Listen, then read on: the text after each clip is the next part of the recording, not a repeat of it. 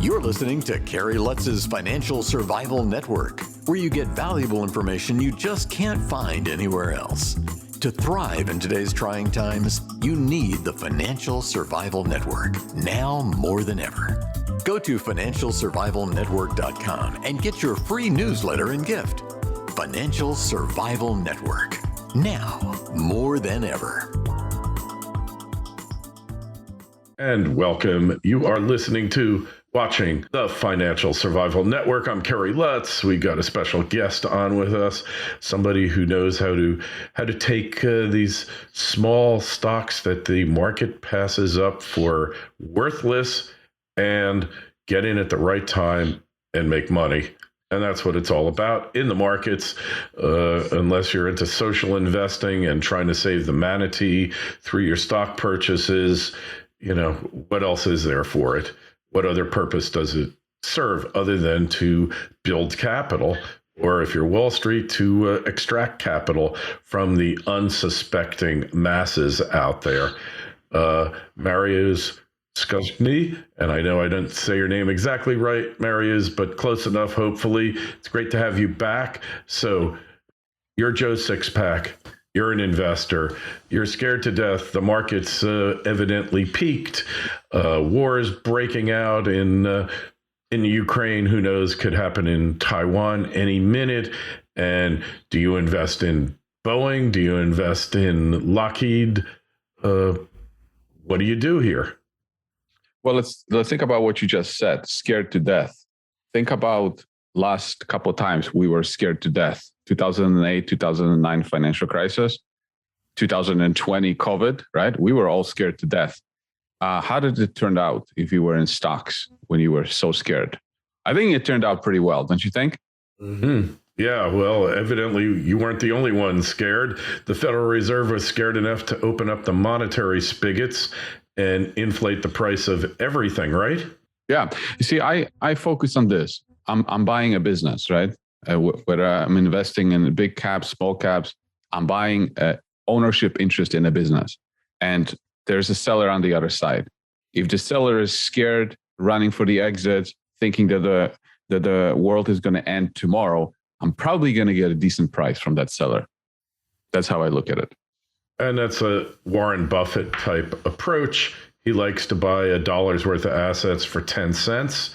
And it's like that really in anything. I had a friend, Mike, who when 08 and 09 happened, real estate crashed.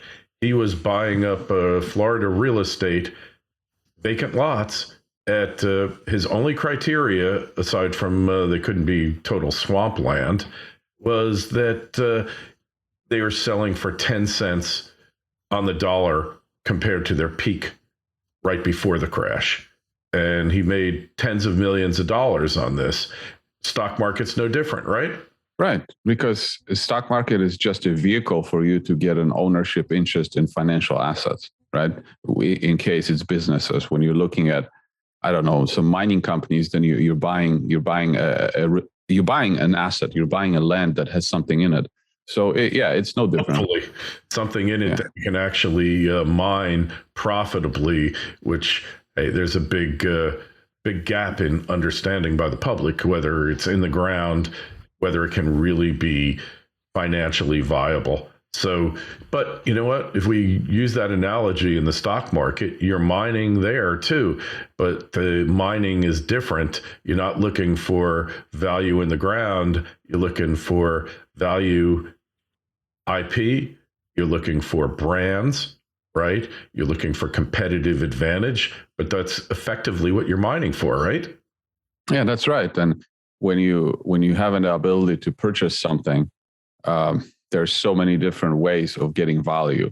You know, maybe you're getting a cash flow, maybe you're getting some kind of dividend yield, or maybe you're getting some kind of hidden asset on the balance sheet. It's all different. Every entity is different. Every entity has different clienteles, different futures, different managements. You just have to keep an open mind, in my opinion. Hey, one of the things I like best when you talk about people running for the exits, being a recovering attorney, I love legal plays, I would call them, where a lawsuit's been started, a government regulatory action has been commenced, any number of things that drive down the market value of the company, but really aren't fatal or shouldn't be fatal to the company's prospects. Some people call them special situations. Special situations, a lot of them, though, turn out not to be so special, right? Yeah, but talking about the legals, I mean, my life changed because when I got involved with a company called Oracle that was involved in a legal dispute over the years, I saw it firsthand how people were running away from that situation. Just the fact that it was illegal, they just put it in one bucket. I don't touch it.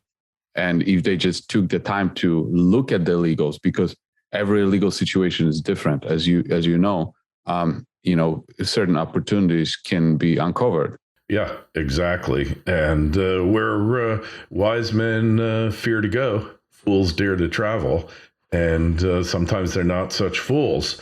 So when you're looking at the market now, I know you like the small cap, the micro cap that have a underappreciated or just totally the public misperceives the company. What's the best way to find them? The best way I find them is just to go to an exchange and look for companies one by one, and not to use any screens. I mean, it takes time. So, for example, recently I did this with Canadian Stock Exchange. There's about 700 companies listed in the Canadian Stock Exchange, and I would just go one by one, look at each company, and see if I'm interested in them. But it seems like it takes a lot of work, and it does. But when you're looking at these smaller exchanges, a lot of the companies can be eliminated very fast, because if they don't have any revenues, if they just are shells, you can eliminate them very fast. And so you really may be working with maybe 100 companies that are like real companies that I will even consider. And from that, you narrow it down to maybe 30. And then from that, you find your one or two. And so that's how I look at companies. I don't really use screens. Recently, one company I'm involved in is called Voxter, VXTR. And someone made a video, like a bearish case for this company, saying that this company doesn't screen well. So, people are not going to find it. And I was thinking to myself, yeah, exactly. It doesn't screen well. And that's why I'm involved in it, because I found it without screening. And then if I am successful at projecting the success of the company in terms of revenues, client signups, then I can get into it before it screens well. And then when it does screen well, then all the competition, all the people are going to find it, but I already have a position. And probably by the time they find it, I'm going to be, 6x up my money when they find it. And then when they find it, they'll realize it has a more upside to it. But that's how I like to look at things and find them. Right. Well, I remember, now there were Benjamin Graham came up with this concept of the net companies that their market cap was for selling their market cap was less than the cash they had on hand plus their current assets. And that situation's unheard of nowadays. A couple of years ago in the mining sector, you had a lot of companies who were nets, 30 or 40 of them. That went away. But one company went back in the day when you used to have the S&P handbook, and it had like every publicly traded stock in the United States. There was one I watched for years, never bought it, called Arrow Electronics. I don't remember what they did, obviously something with electronics. And the company sat stagnant like that for years. And then one day somebody bought them for like 3 or 4 times more than what they were trading for, because they saw the value there. So I guess what we're really talking about is value stocks that don't appear to be value stocks, right? Well, I agree with you that the nets, they don't exist as much nowadays. But I guess now after the sell-off of the last couple months, I wouldn't be surprised if there's more of that you can find. But people tend to divide themselves into value investors or growth investors. And I always found it kind of funny or ridiculous, because when you look at a discounted cash flow analysis, a growth is a variable in value. The faster something grows, the more valuable it is, and the slower it grows, the less valuable it is. So I kind of find it funny to be like, I'm a growth investor, I'm a value investor. Okay, so if you're a growth investor, it probably means that you pay no attention to what you're paying for things. And just because a business doesn't generate any profits right now, doesn't mean it doesn't have any value. Because if I can look at the question that I always ask is, okay, if a business doesn't generate profits, is it because they choose to not generate profits, or is it because it's a bad business? Because if let's say, my newsletter business, microcapexplosions.com, I make about $500,000 a year from that in revenue. Okay. And, it's high profit margin, right? Because it's a great business.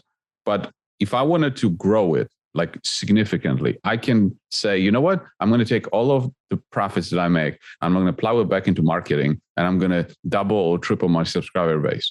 So on the income statement, I would show, this business is unprofitable, but is it really? It's my choice. I chose to make it unprofitable because I chose to say I'm sacrificing the current profitability for the future growth. And you see this all the time. I see many businesses do that. They're like, we don't care so much about the bottom line because we want to show growth, or we want to invest every penny that we have into new products, new services. And on the income statement, it shows as a research and development or increase in SG&A. So the bottom line looks bad. So does it mean it's a bad business? No, you have to understand how businesses work, and you have to understand that, revenues alone, even if the bottom line is not showing, are valuable, because from the point of view of an acquisitor, and it's common in small companies that someone can come in and take them out, they don't necessarily look at the bottom line the way we look at the bottom line. They might look at revenues, or they might look at gross profit, because when they acquire this company, they're going to look for synergies. They're going to eliminate a lot of the expenses that are there, and they're going to look at it from the point of view of what this business is going to do for them. So it's just, I just find it really ridiculous how people are like, I'm a value investor or growth investor. There's no difference. You're either an intelligent investor or unintelligent investor. And you're unintelligent if you just buy things and you don't even understand what it is that you're getting back in return, because price is what you pay and value is what you get. I want to know approximately what I'm getting back for the price that I'm paying. I love the term intelligent investor. That was another book by Benjamin Graham, and he's basically considered the father of modern securities analysis, and he's the one who Buffett teamed up with, basically taught Buffett a lot of what he knew, and then Buffett, of course, added to that. So classifications of investing, the whole goal is to make money. And if you can buy it at a lower price and sell it at a higher price, then you pretty much were a value investor, right? Don't just survive, thrive. The Financial Survival Network. Osino Resources is a Ross Beatty-backed gold exploration company in mining-friendly Namibia. Osino's district-scale land package is situated near 2 producing gold mines, one of which Osino's management team previously developed and sold to B2 Gold. Osino's founders and management are experienced mining professionals who have already successfully developed and sold 2 companies in the past 7 years. Osino has a tight share structure, and with its current treasury, it can self-fund the advancement of its gold discovery into at least 2022. This is an exploration company with drills turning that you'll definitely want to pay attention to. Osino trades in New York under the ticker OSIIF and in Toronto under the ticker OSI. To learn more, go to osinoresources.com. That's osinoresources.com. This is the Financial Survival Network. The information you need to thrive now more than ever. That's right. Yeah. And how you arrive at that, it's different people do it differently. And it's okay to have a different style. Or it's okay to be doing it differently as long as it works for you. Yeah. Yep. I couldn't agree with you more. But looking ahead here. So whatever's happening now, if it's the end of the world, then doesn't matter anyway. Everybody's going broke or worse. But assuming that it's not the end of the world, what are the sectors that you want to be looking at? I take long-term positions in my companies. So one big company that I am in is Oracle, which is a copper play. Copper is hot and it's going to get hotter, electric cars and all that. So that's one thing. Then another company I'm involved in is Voxter, which is in the real estate appraisal space. There's a tectonic shift happening in the real estate appraisal space. Even a few days ago, Kamala Harris was talking about how the government is going to change the ways appraisal of real estate is being done. Well, a company like Voxter is the beneficiary for it. And then I have, a third position that I talk publicly, which is a private and a secure messaging platform, Globex, and you're aware of it because cybersecurity, data mining, it's becoming worse and worse and more on people's minds. So they're gaining subscribers very fast. Today, actually, they had a press release saying that they increased revenues by almost 6,000% from 12 months ago. It started from a very low base, but they're signing up people every day, all day long at a decent pace right now, but it will increase in the future. So I take very long-term view of my companies. When I get them, I usually hold them for 3 to 5 years or more, and it's tough. It's tough to do this in this environment because if you think about, you go to Twitter every 2 weeks, they have a new investment theme. Like, a few weeks ago, it was everybody has to buy oil stocks. Oil's going to 150. Everybody's buying oil stocks. Now I see the new theme is housing is crashing, how it's going to create recession. So you're in this environment, you get into certain companies and you want to hold them for 5 years. And every 2 weeks, someone is blabbing to you, be like, hey, do this, sell your portfolio. This is the new idea. 2 weeks later, this is the new idea. So it's just so much noise. But from what I found in my experience is that I do best when I hold my companies and I hold them for, those years, 5 years, 7 years, and let them develop, let them turn into 10, 20 baggers. And it takes time. And people get excited when you tell them, oh, here's an idea. Here's a 10 bagger. You're going to 10x your money. But do you realize that you have to actually hold it in order to 10x your money? You're not going to 10x your money by jumping from one 10x idea to the next 10x idea and to the next 10x idea. It's not going to happen. But in today's age, that's what people do all the time. They just keep shuffling their portfolio because every 2 weeks they read something new on Twitter. Yeah. So a lot of it is really being secure, confident in your trade and being willing to ride out the trade, right? Well, yeah, of course. But even if you look at your own personal business, your financial survival network. If you think about, you've been doing this for a long time and you've been building your following and viewership. I mean, did it take overnight? And I'm an overnight success who took 10 years to do it. Right. Everything, people overestimate how much they can get done in 1 year, but they underestimate what they can achieve in 10 years. So true. Absolutely true. Could not. The same thing is for businesses. It takes them time. And I hear all the time people complaining, oh, this is not happening fast enough, or that's not happening fast enough. They point out the problems with this company or that company. And I say this to people, look, if every single company that I own, they drive me crazy in one way or another. They do. Okay. And if I was looking for something that didn't drive me crazy, I don't think I would have anything in my portfolio. I think you're like 100% right about that because it's a roller coaster, right? Mm-hmm. And it's a roller coaster of emotions and, a roller coaster of volatility. If I look at the volatility in my portfolio, I don't even report my performance anymore because it's really easier to deal and hold positions long term. When I was reporting my performance, it was this constant pressure, like, how am I going to do against the market? Am I going to be better? Am I going to be worse? So then you unconsciously make decisions that are short-term oriented. Maybe I should sell this because it's not going to do well within the next 6 months. Maybe I should jump into this. But the moment I stopped reporting it, stopped caring how I do against the market, that's when my performance far outpaced the market in a number of years.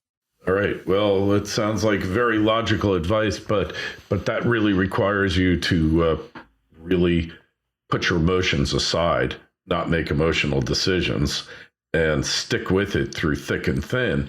How many people can really do that, Mariusz? Yeah, that's the tough thing. But you know what helps me deal with this is I make YouTube videos. that's how I'm able to be patient. It's just like I consume myself. It's like, oh, let's just make YouTube videos. Or, I'm a ballroom dancer. So like I'll go and practice dancing. It helps me just deal with this. Because otherwise, if you have nothing else to do to distract yourself, you're just going to sit in front of a computer and, look at charts and triangles and moving averages, and you're going to convince yourself to get in and out of positions. But, making videos, it's like, it's making me, helping me stay patient, because you're like, how do you eliminate the emotions? I don't think you can. I think you can distract yourself, but if volatility bothers me the same way it bothers the guy next to me, it's just how I deal with it and how I distract myself. Yeah. No, I totally get what you're saying. And I couldn't agree with you more, especially about the ballroom dancing.